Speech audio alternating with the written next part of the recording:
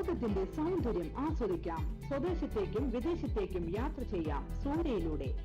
Passport, emigration, flight tickets, visa stamping, certificate attestation, visiting visa, holiday packages, ഉംറ പാക്കേജുകൾ, hotel booking, insurance, photostat, lamination, PAN card, rubber seal.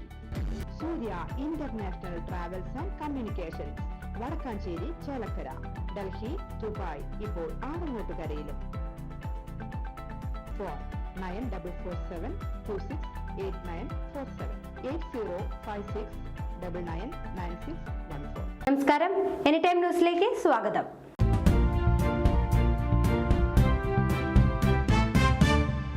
Thrissur ശക്തൻ നഗറിൽ KSRTC bus ഇടിച്ചു തകർന്ന ശക്തൻ തമ്പുരാന്റെ പ്രതിമ പുനർനിർമ്മിക്കാനായി തിരുവനന്തപുരത്തേക്ക് കൊണ്ടുപോയി.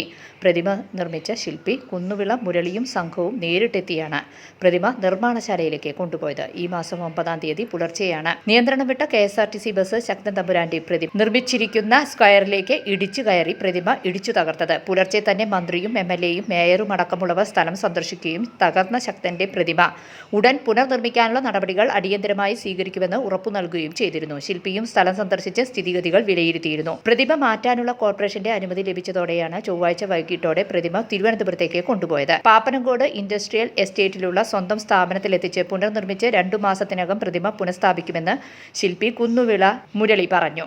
പ്രതിമ പുനർനിർമ്മിക്കാനായി MLA ഫണ്ടിൽ നിന്നുള്ള 10 ലക്ഷം രൂപയും KSRTCയുടെ വക 10 ലക്ഷം രൂപ അനുവദിക്കുമെന്നും പ്രതിമ തകർന്നതുമായി ബന്ധപ്പെട്ട് വിവാദമുണ്ടാക്കാനുള്ള ശ്രമം അനുവദിക്കാനാകില്ലെന്നും MLA P. ബാലചന്ദ്രൻ പറഞ്ഞു. പ്രതിമ തകർന്നപ്പോൾ തന്നെ അത് പുനർനിർമ്മിക്കാനുള്ള എല്ലാ സംവിധാനങ്ങളും ഒരുക്കിയിരുന്നുവെന്നും 2 മാസത്തിനുള്ളിൽ തന്നെ ശക്തന്റെ പ്രതിമ ഇവിടെ സ്ഥാപിക്കുമെന്നും റവന്യൂ വകുപ്പ് മന്ത്രി K. രാജൻ പറഞ്ഞു.